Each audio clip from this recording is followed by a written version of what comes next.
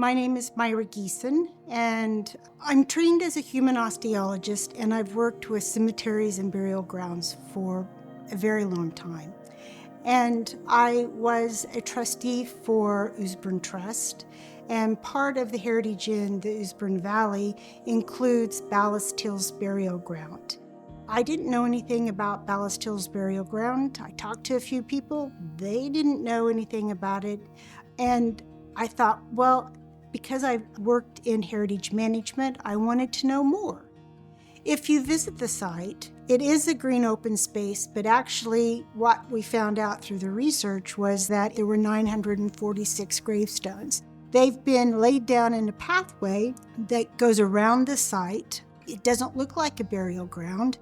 Why is there a burial ground with no clear marking and people playing games all over it? What's the story behind that? So that was what really drew me into wanting to know more. So how many people are buried at Ballast Hills? That's a really good question to ask. If you look at the site, it's less than 3 acres. I don't know, what do you think? More than 40,000. We have 40,000 names of people. We have a pathway, and the pathway is not in good shape. Part of our application to AHRC was to do a good documentation of the burial ground itself, what's underground, through non-disturbant archaeological techniques. Then we cleaned the pathway and we recorded it. We made it a key part of the project to involve anyone who was interested in contributing. So people were out there doing the geophys, they were out there cleaning off the graveyard, recording the names, the inscriptions, the size, the shape.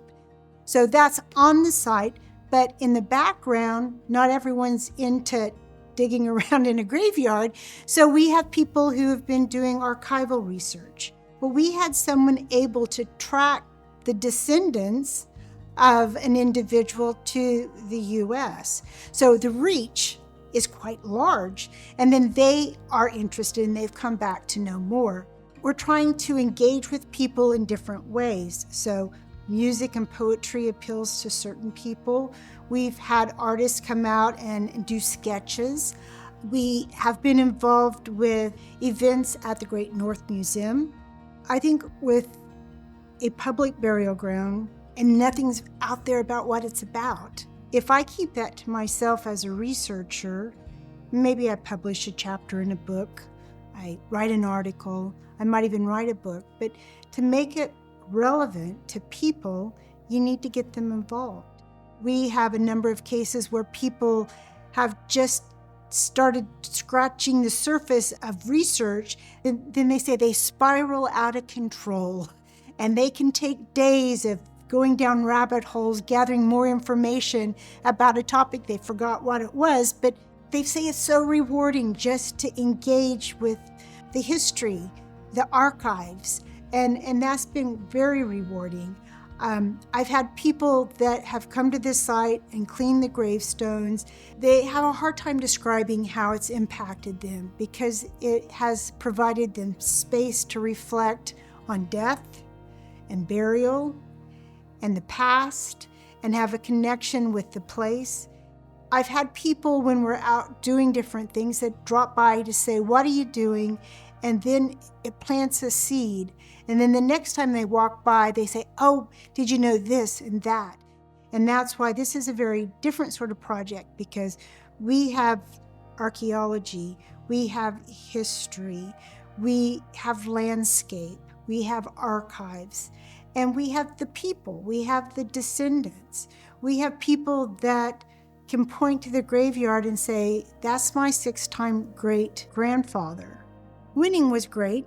I think the recognition, sometimes you spend lots and lots of hours, so it's just nice to have people look at what you've done and acknowledge it and see value in it. So that has been really rewarding.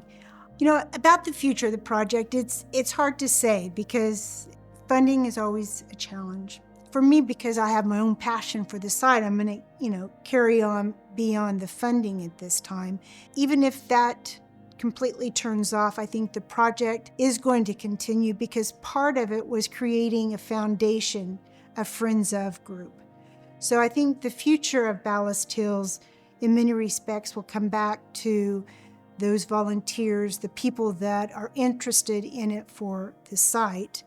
And stewardship is about letting people know. And once you get people interested in a site, then stewardship is easy.